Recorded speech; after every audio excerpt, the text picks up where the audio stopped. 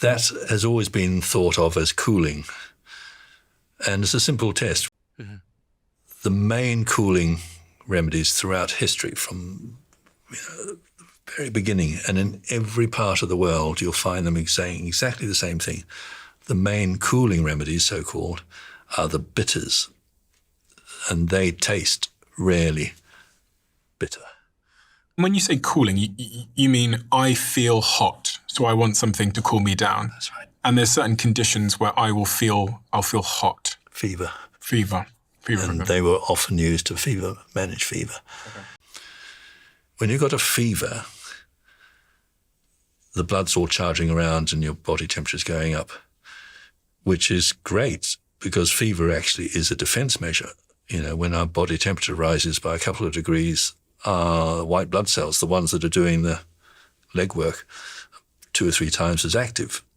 So fever is what the body uses when it needs to bring out the big guys, bring out the fight.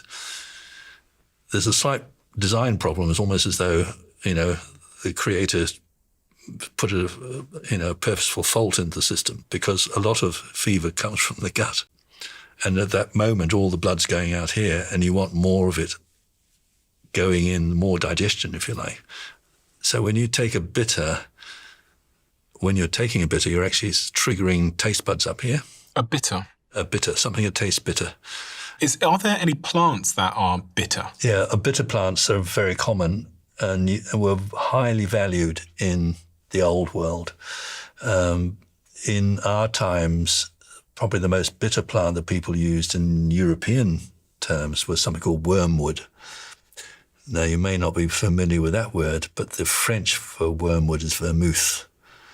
And you think of the use of a drink before a meal. Mm-hmm. The idea was they used to call it an aperitif, something that stimulated your appetite. Mm. So they would use bitters to improve your appetite, and a low level of wormwood would be one of them. And we know that bitters do switch on the appetite, so we sometimes use them when appetite is poor.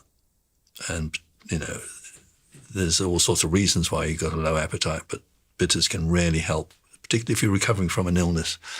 They can help with getting the digestion juices flowing and the appetite up. Because they bring blood to the digestive system? Well, they do all sorts of things, actually. When you switch on these receptors in the mouth, these taste buds, they're hardwired and they produce hormones down here in the stomach that switch on all sorts of things and effectively increase digestive activity, which involves more blood coming into the area. So, yes.